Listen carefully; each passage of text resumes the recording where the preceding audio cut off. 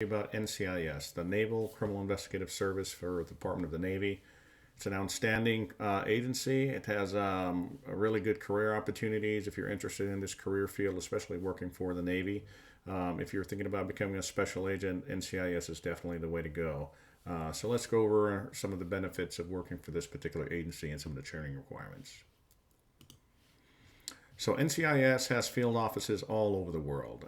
They have offices in the United States that covers both the West Coast, Central United States, and the East Coast. They have field offices in Europe, in Naples, Italy. They have offices in Qatar that covers the Middle East for this particular field office, which covers a large geographical area, which is the forward deployed combat theater. So keep that in mind. If you're stationed in that area, you'll be in a deployment status. They also have offices in Singapore and in the Far East in Japan. So you can tell that NCIS operates in a worldwide environment.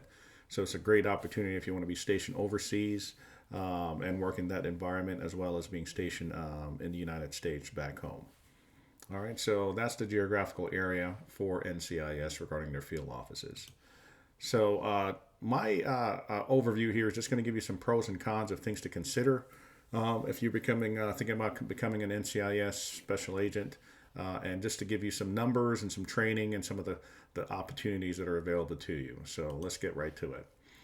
So entry level, NCIS starts their special agents as GS7, 9s, and sometimes 11s if they're coming from a lateral agency. Lateral agents are usually agents from other 1811 careers that are willing to go and transfer into NCIS to be Navy special agents. So to give you an example, if you work for another government agency and you want to become NCIS, you can lateral into that position with your current grade, as long as you're coming from an 1811 covered position to another covered position. So I consider that a pro for NCIS because they both take entry level and they also have lateral positions. Talked a little bit about it.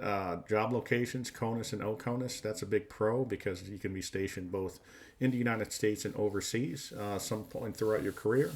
NCIS usually rotates their agents between offices every 3 years, so you'll be PCSing or a permanent change of station every 3 years. You'll be able to bid on a particular location, and based on availability and slots, the SACs will make a determination of whether or not they'll accept you for that field office.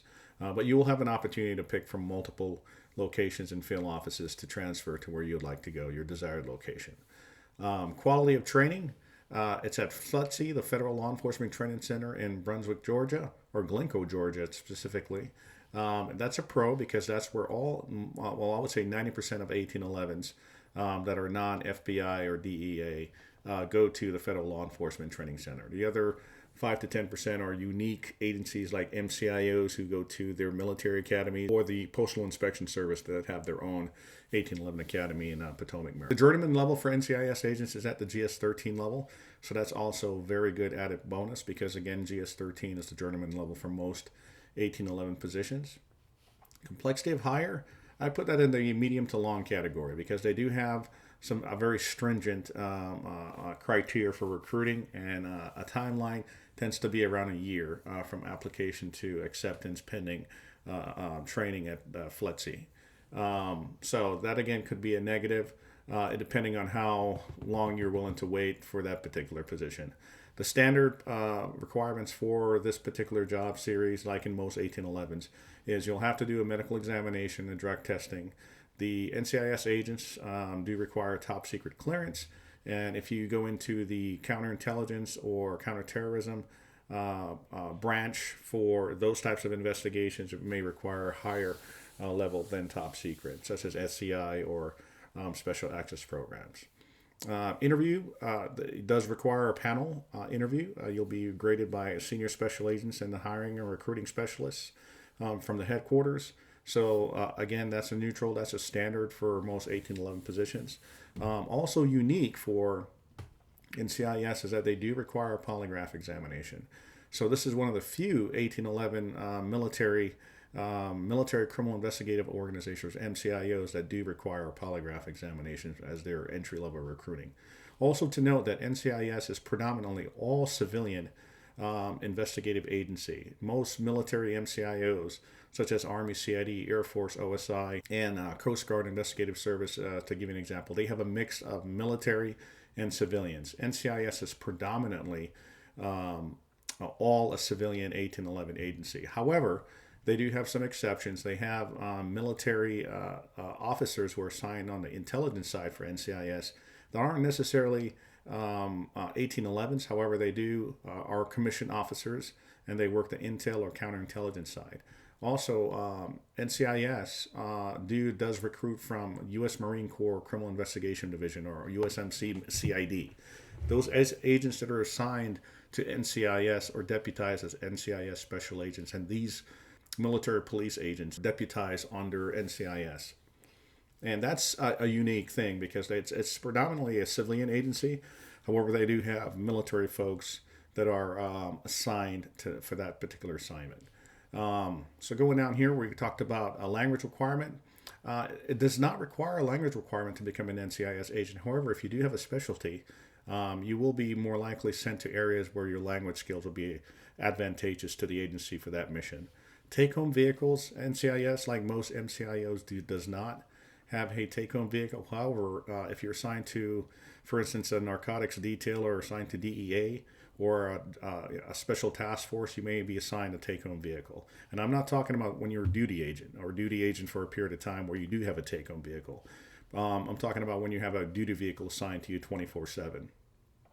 So that's a unique situation when it comes to NCIS as a civilian agency. All right, so let's talk about specialty units. NCIS does have some specialty units. And when I talk about that, these are maybe specialty units or assignments.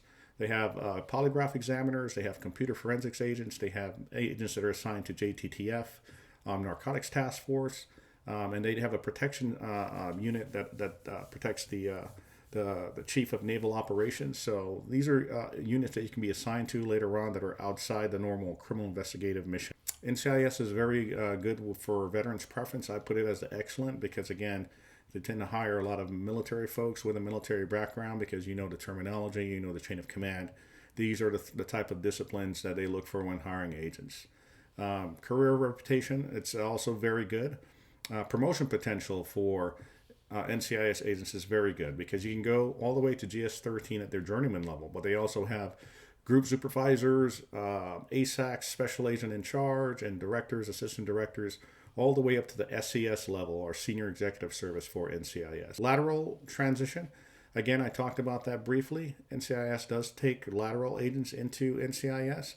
However, their majority of their agents are cadres developed from the entry level all the way up to senior agent. Regarding compensation, NCIS agents receive premium pay in the form of law enforcement availability pay, which is 25% of your base pay added to your salary.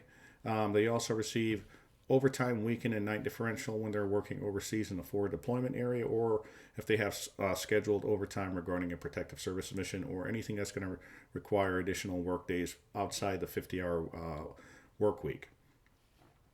Now, this is an example of some of the compensation an NCIS agent could receive when working in the Washington metropolitan area regarding their pay. So from entry level, including their 25% leap, entry-level special agent can look to receive $66,000 on average. As a GS-11, that goes to $80,000 when they're a GS-12 on their second year.